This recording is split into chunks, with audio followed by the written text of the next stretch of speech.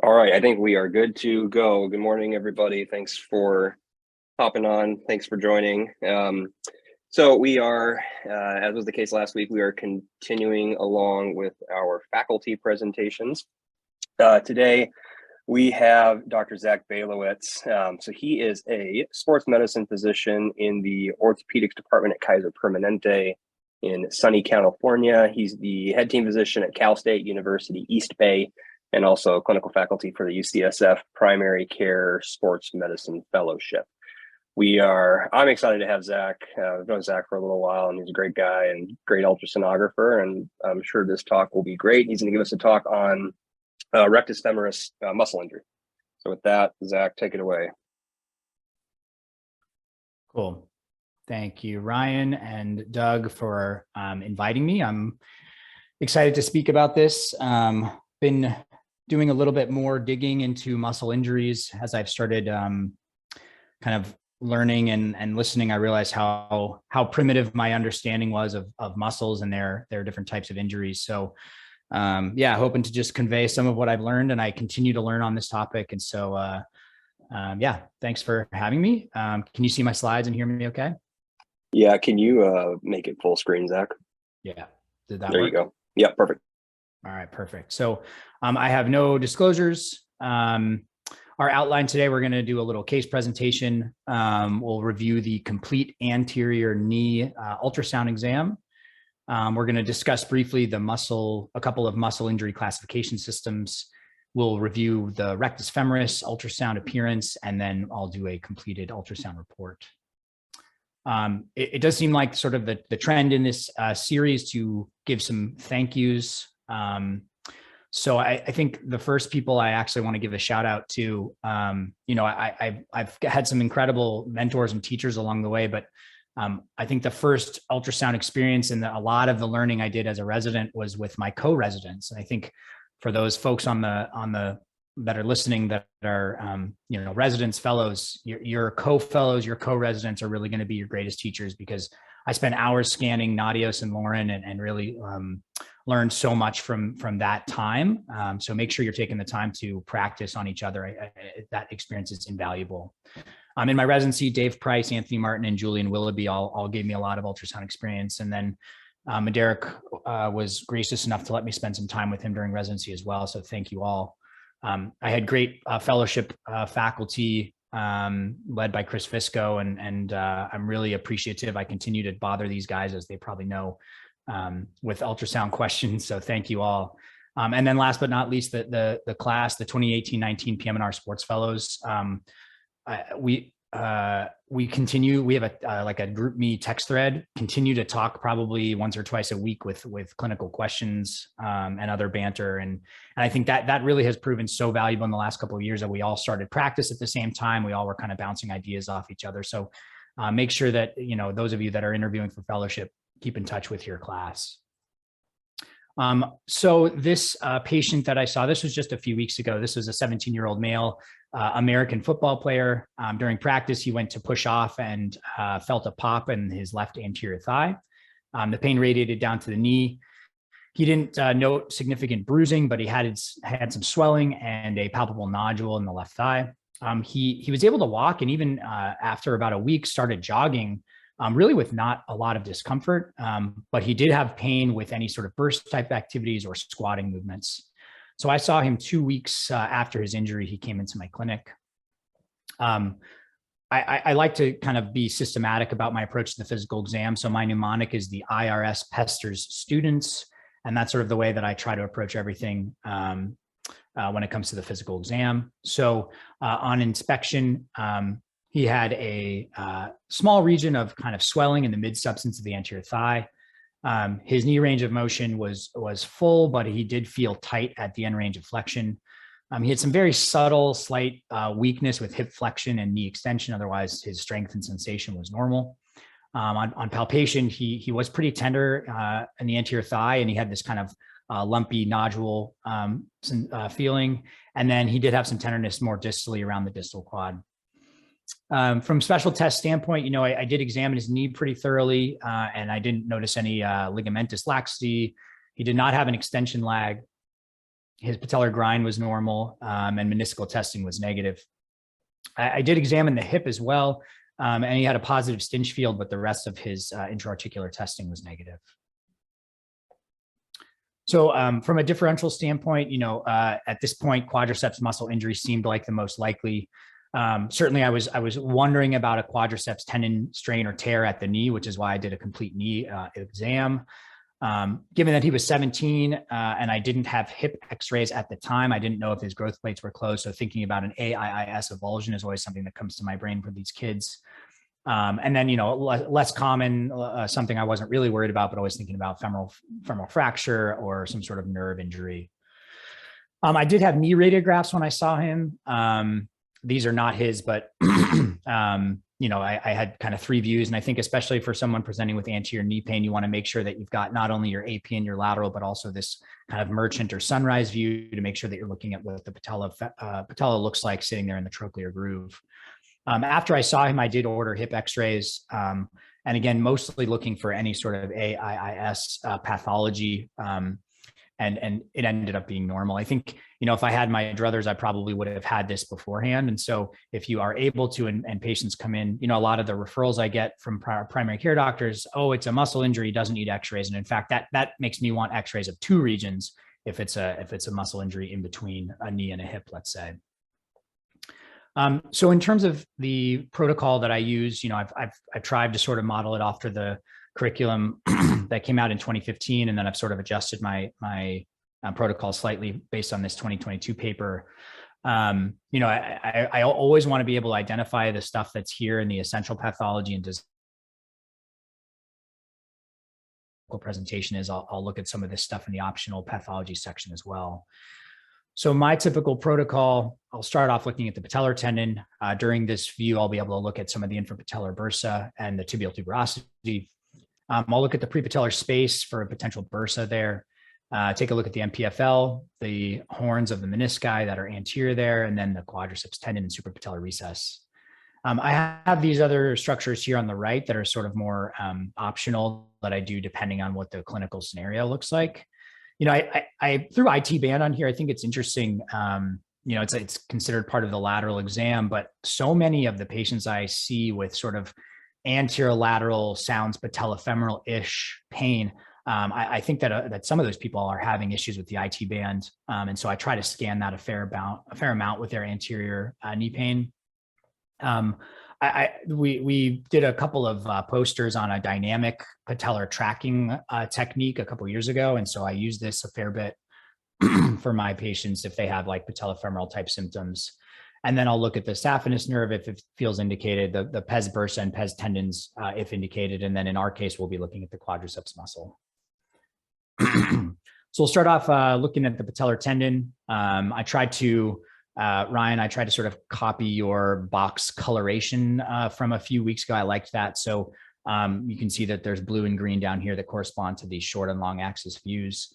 So this is the patellar tendon and long axis. You can see this nice linear stripy fibrillar echo texture. It's pretty homogeneous. And then you've got the fat pad just underneath. It's important to image all structures, but particularly the patellar tendon in both long and short axis. So this is your short axis view here. You can see the trochlear cartilage is deep to it.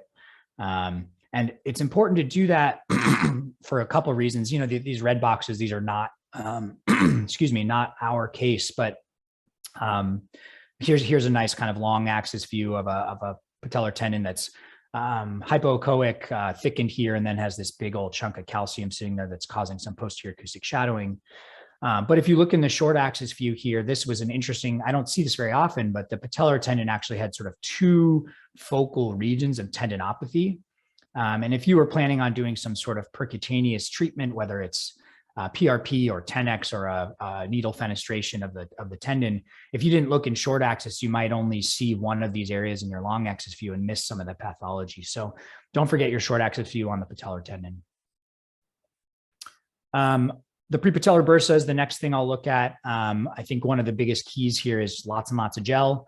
You can see in my normal image here, I've got a good little gel standoff here that you can visualize, and I'm trying to really avoid putting a ton of pressure on.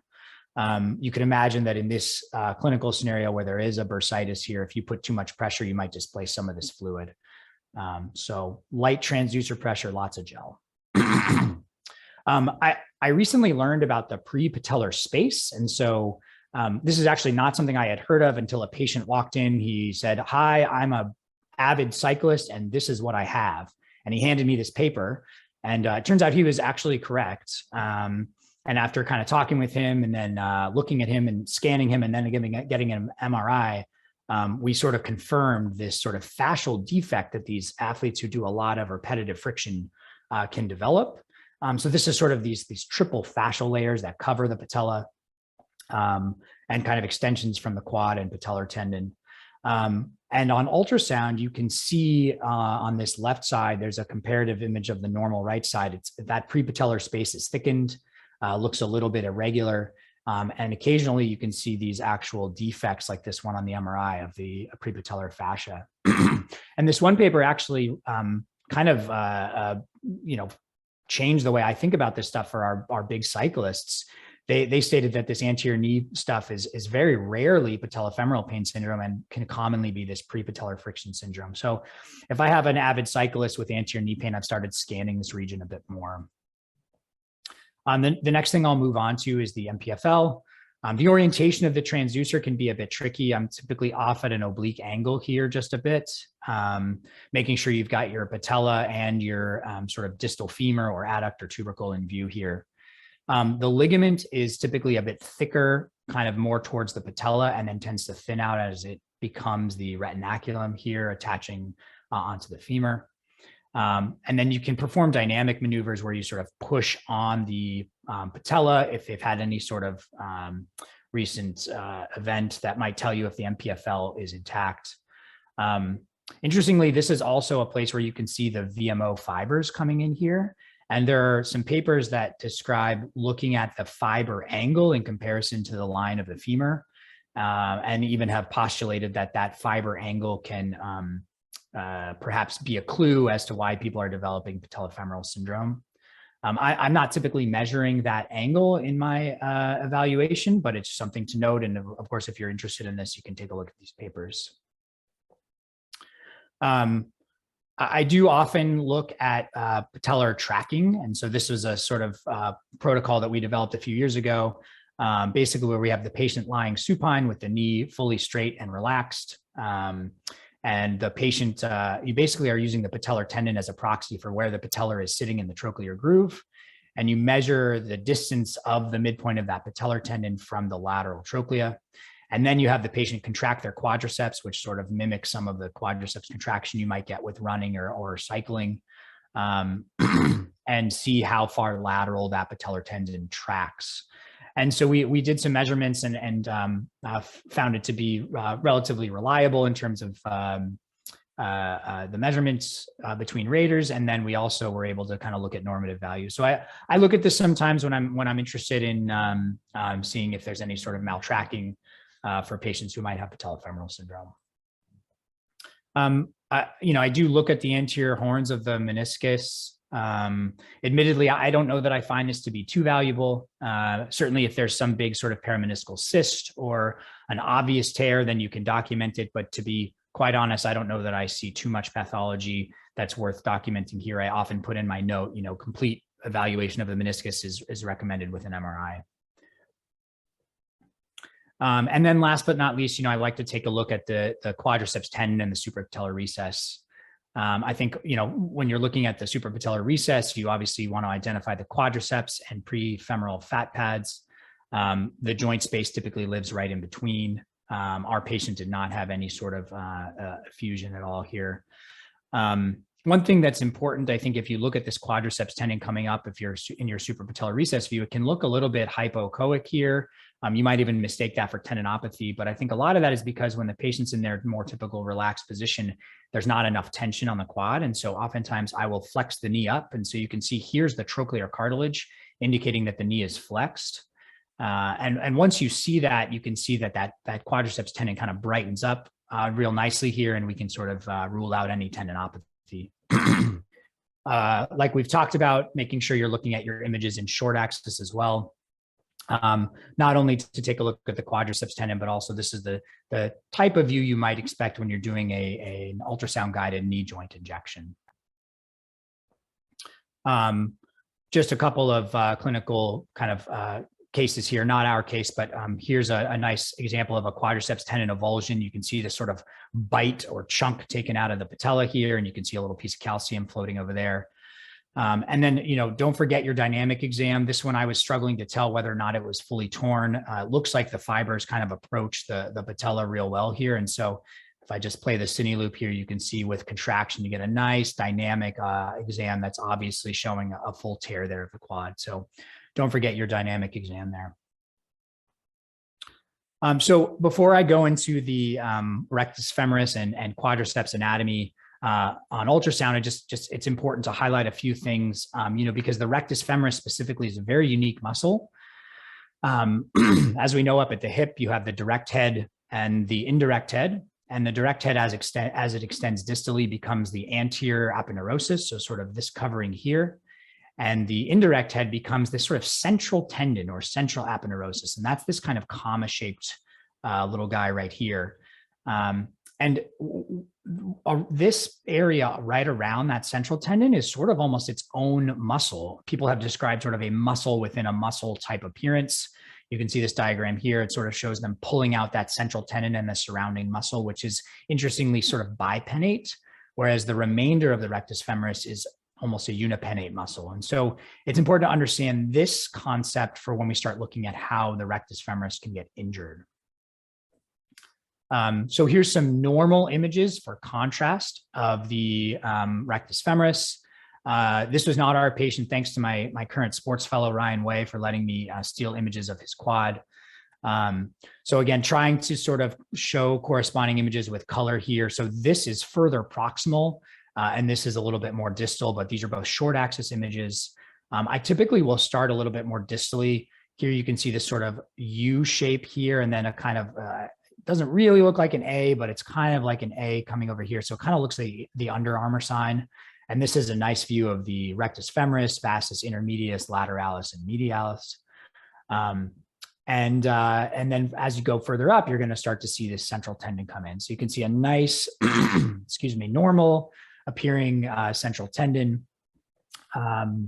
We don't see any evidence of any hematoma or anything around it. And if you look in long axis, you can see the central tendon coming down from the left side of the screen, which is proximal, and it sort of ends up ending kind of right around here. And so these are the views that I would recommend getting for those sort of mid quad type injuries.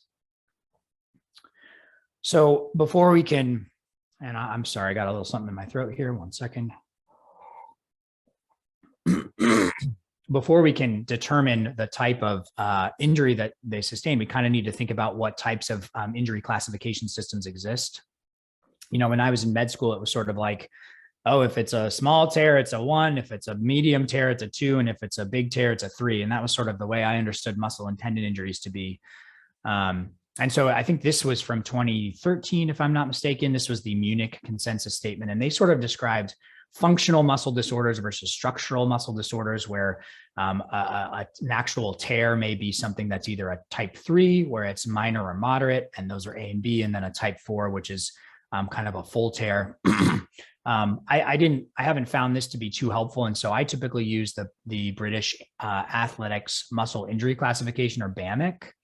And this was a relatively novel classification system when it came out, because not only did it classify based on the size of the tear, it also used a letter to denote the location.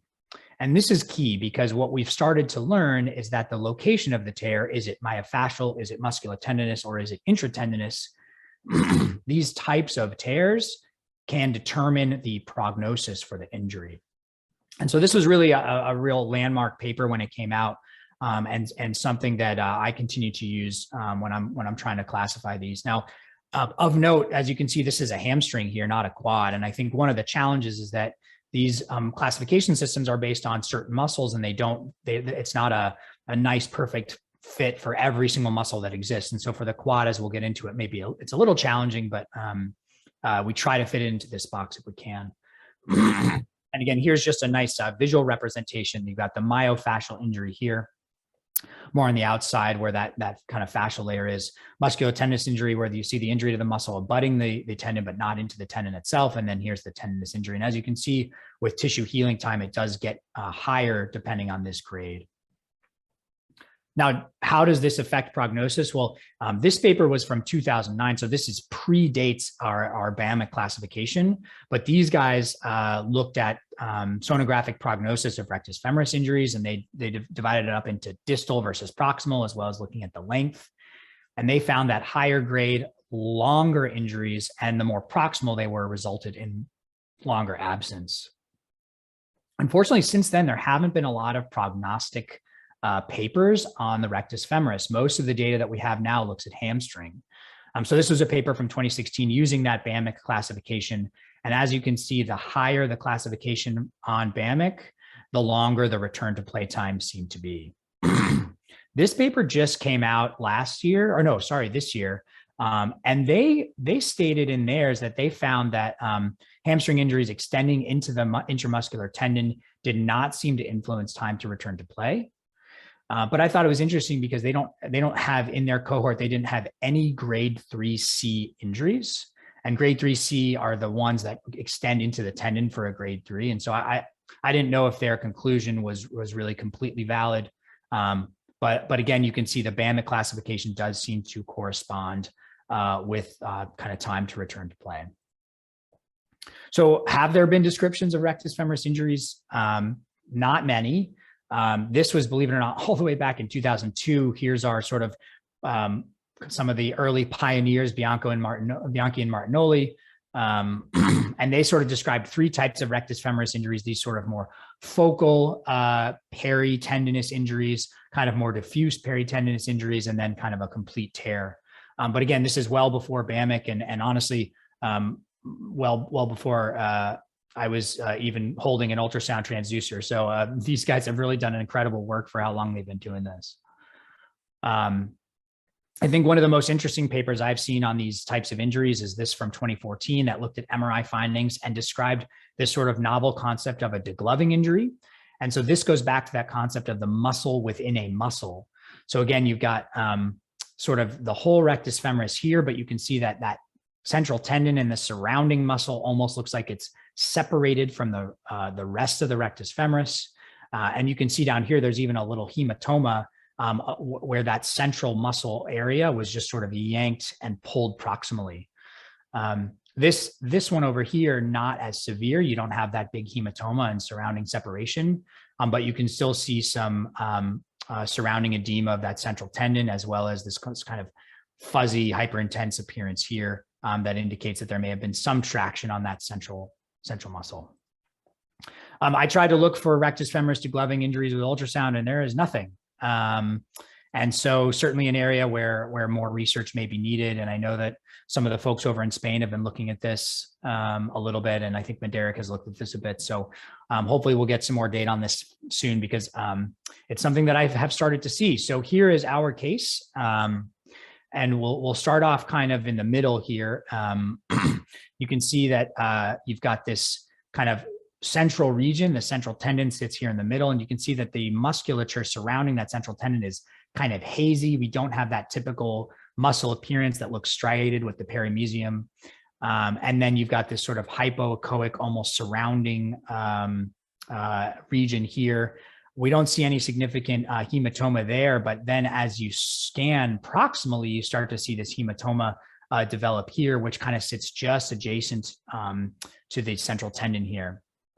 And then in the long axis view, no hematoma where that degloving injury starts down here, but you can see the central tendon is a bit wavy because it's not quite on tension. And then you've got this kind of fuzzy hypoechoic region surrounding that kind of central muscle.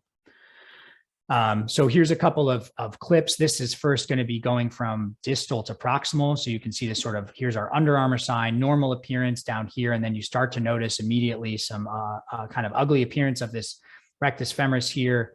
You've got a little hematoma there on the lateral side here. I'll play that again.